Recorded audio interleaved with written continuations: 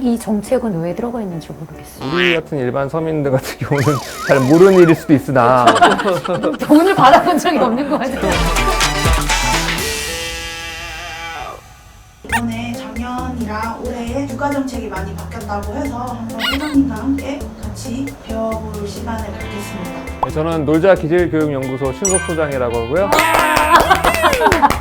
일단 지금 우리가 그 사회 문제 중에 하나가 인구수의 급감이라는 거. 맞아요.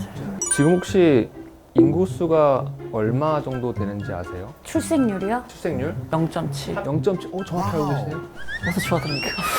정확히 좀 더 얘기를 하면은 2022년 기준했을 때 0.78명이래요. 여성 한 명당 임신이 가능한. 혼인신고한 가정 기준으로는 줄 알았어요. 그러면 더 적네. 어머님들도 아이들 이제 처음에 임신하시고 출산하시면서 정부 지원 혹시 받아보신 적 있으세요? 고운만 카드. 산후조리원 대신에 집에서 와서 산후조리해주는 그 도움이 아마 보시면서 이때 우리 때랑은 조금 이런 부분이 달라졌네.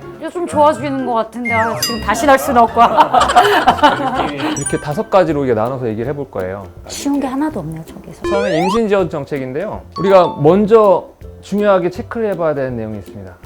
일단 임산부 등록이 돼 있어야 된다. 그리고 국민행복카드라는 게 있어요. 그게 고운만 카드. 온맘 카드 같은 바우처입니다. 얼마씩 나와요? 이제 소개가 나갈 겁니다.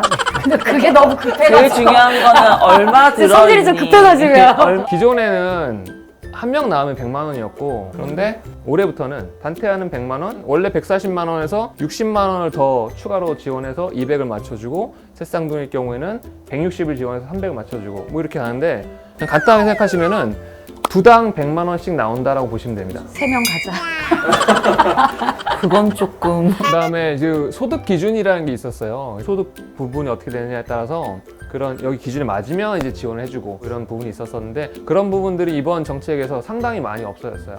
좀 완화시킨 거죠. 고위험 임산부 대상 의료비 지원 같은 경우도 원래 180% 이하만 지원했었던데, 그런 기준이 일괄적으로 다 폐지가 되고 누구든지 받을 수 있게끔. 냉동난자 보조 생식술 지원. 냉동난자를 실제로 사용할 경우에만 이제 해당이 되는 건데, 이 비용을 일부 지원을 한다고 합니다. 이게 전국 다 동일하게 적용이 되는 네. 거예요? 냉동을 사용하는 사람들이 많나요? 생각보다 많으세요. 늦게 결혼을 하는 경우가 많아서 본인이 이제 결혼한 뒤에 이게 그 임신이 난임이 될 확률이 높잖아요. 그러니까는 40대 되기 전에 미리 얼려놓는다고 하더라고요. 이제 출산 지원 정책입니다. 자, 첫 만남 이용권이라는 게 있어요. 아니 다자녀 첫 만남이면 첫째랑 첫 만나고 둘째도 첫 만남을 하는 건데 어떻게 되는 거예요? 기존에는 이제 첫째나 둘째나 상관없이 그냥 200만 원씩 지급했다고 하는데, 둘째 이상부터는 300만 원이 지원이 됩니다. 그래서 예를 들어서 내가 쌍둥이를 낳았다. 그러면 두 아이가 한꺼번에 나오잖아요. 200 플러스 300 해서 500만 원. 아니, 포기. 자, 그 다음에 이것도 중요한 내용인데, 뭐 혼인, 출산하면서 어머님, 아버님이나 이렇게 고액의 돈을 받게 되는 경우가 있잖아요. 시어머니가 며느라 고생했다 그렇게 그렇죠. 주는 뭐 그 증여세를 원래 부담을 하게 되잖아요. 근데 5천만 원까지는 세금을 부여받지 않는데, 그 이상 되면 그때부터 세금이 엄청 붙거든요. 이제 이 조건은 있습니다. 혼인 신고일 전후 각 2년 또는 자녀의 출생일로부터 2년 이내. 저거는 왜 들어가 있는지 모르겠네. 어떤 게? 이 정책은 왜 들어가 있는지 모르겠어요. 우리 같은 일반 서민들 같은 경우는 잘 모르는 일일 수도 있으나 돈을 받아본 적이 없는 거 같아요. 이런 것이 또 와 진짜 돈을 많이 아낄 수 있겠다 하시는 분들이 계실 수 있다는 거. 돈 물려주실 거면 아이 2살 되기 전에 물려주세요. 그다음에 양육 지원 정책이에요. 부모급여 인상, 이게 또 중요한 내용인데, 현금 지급을 해주는 내용입니다. 직업이나 소득 재산과 무관하게 아이를 출산할 때 매월 현금을 지급해주는 거예요. 원래 그전에는 만 0세일 때 월 70만 원씩을 줬대요. 올해부터는 만 0세일 때 월 100만 원, 만 1세일 때는 월 50만 원. 저게 그건가? 저희 때 받았던 아동수당, 육아수당. 그건가요? 아동수당은 달라요. 아동수당이 다릅니다. 그거는 7세까지인가 계속 받는 거고 이거는 이게 부모급여가 있고요, 아동수당이 있고 또 뭐가 또 있어요. 진짜 잘 알아서 잘 찾아먹어야겠다. 이거 모르면은 이게 또 대상 나이가 다르고 나이가 달라요? 막 헷갈리잖아요. 뭉뚱그려서 주면 안 돼요? 그래서 우리가 이게 나라에서 지원해주는 돈들이 보통 대부분 비슷한 그 공통점이 있는데 모르면 못 못 받아요. 받아 먹어요. 그리고 가만히 있으면 준다? 안 안 준다. 줘. 다 이걸 우리가 알고 신청을 따로 해서 이런 말 해야 되나? 악착같이 받아야 된다. 맞아. 빼먹어야 되네. 그래도 올해는 약간 좀 그 분위기가 좀 다른 게 아무래도 상황이 좀 많이 급박하잖아요. 발등에 불 떨어졌죠. 정부 차원에서도 어떤 그 홍보 영상이라든지 이런 걸 굉장히 많이 만드는 것 같아요.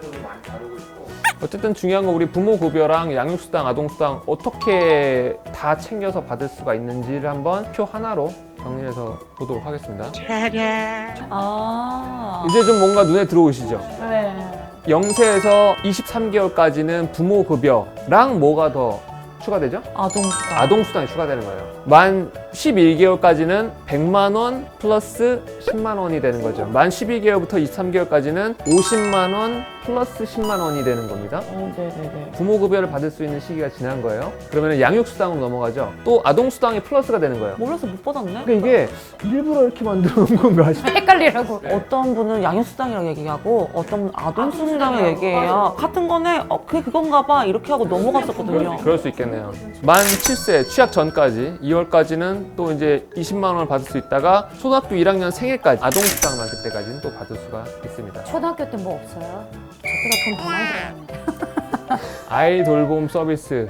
이게 뭐냐면은 맞벌이를 하는 경우에 이제 아이를 누가 돌보기가 지금 좀 어려운 상황이 있을 수 있잖아요. 만 12세 이하 아동을 대상으로 집으로 이제 찾아가서 돌봄을 해주는 그런 서비스인 건데. 저게 제일 큰 문제인 것 같아요. 맞아. 요즘은 거의 혼자 있는 애들이 많으니까 엄마 아빠들이 더 나가지 못한다. 자, 이제 업무 지원 정책이라고 해서 이제 육아를 할 때 돈도 벌어야 되니까 여긴 진짜 아예 모르겠다 우리가. 근로시간 단축입니다. 내가 아이를 봐야 되기 때문에 풀타임을 못 해요. 그러면 이제 좀 줄여서 일을 해야 되는 거예요. 근로시간을 단축을 해야 되는 거잖아요. 그러면 기존에는 그 내가 초등학교 2학년 자녀까지 있을 경우에는 1인당 최대 24개월을 쓸 수가 있었대요. 1인당 36개월로 늘어났어요. 주 5시간 단축분 100% 나머지 80% 급여 지원했던 것을 10시간 동안 주 10시간으로 계산했을 때 100% 급여 지원을 한다. 이해는 안 되지만 네.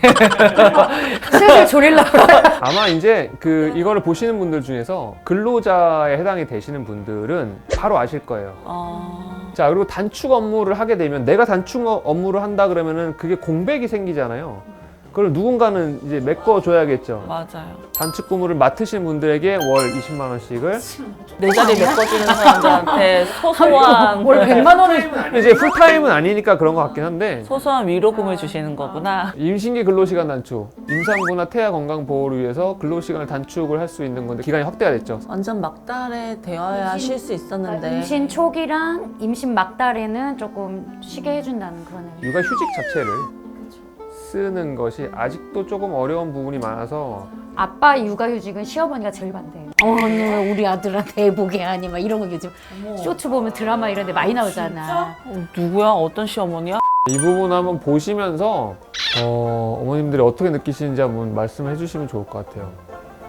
신생아 출산 가구들이 대상입니다. 출산한 지 2년 이내인 신생아를 가지고 있는 가구들 대상인 거죠. 공공 분양, 공공 임대 쪽에 좀 특혜를 주겠다라는 거예요. 근데 특이사항은 혼인을 했는지 안 했는지는 관계가 없다. 그럼 여자 혼자 미혼모로 낳아도 한부모 가정 지원들도 꽤 있거든요. 그러니까 그런 어떤 인식들은 많이 좀 바뀌고 있는 것 같아요. 근데 저도 맨날 보는데 막상 지원을 해도 당첨돼도 이게 한 번에 목돈이 들어가는 내용이라 이게 이걸 돼도 걱정이고 안 돼도 걱정. 일단 되면 감사하지만 그래서 청약 당첨이 되면은 분양가 80%까지 저리로 자금 지원을 해준다고 하더라고요. 사실 우리가 그 아이를 낳아야 할까 아니면 낳지 말아야 할까를 고민하는 것 중에 가장 큰 것 중에 하나가 주거 문제. 다들 일단 우리 집 마련하고 아이 낳자 하다가 평생 못 낳는 거죠.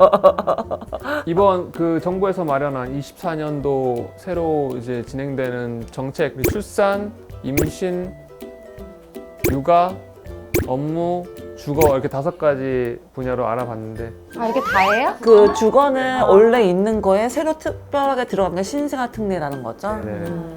뭐 원래는 신혼부부, 뭐 한부모 이런 게 많았는데 이번에 변경된 이제 내용들이나 신생아 특별공급이라는 게 네. 생겼다. 근데 혼인관계 없으면 너무 좋은 것 같아요. 맞아. 미혼모들도 어제 당장 급하게 아이를 낳아야 되는데 있어야 할 곳은 없고 근데 또 남편이 또 있어야지 막 뭐든지 되는 경우가 많잖아. 미혼모는 원래 그런 게 없었는데 이런 거는 그래도 좋네요. 그래서 아까 소개는 못 해드렸는데 사실혼 관계여도 해당이 된다라는 내용들도 있었어요. 그러겠죠. 네. 요새는 혼인신고 안 안 하는 잘. 경우도 많아요. 그래서 여기까지 해서 준비한 네. 내용들을 유익했어요. 고생하셨습니다. 유익했어요.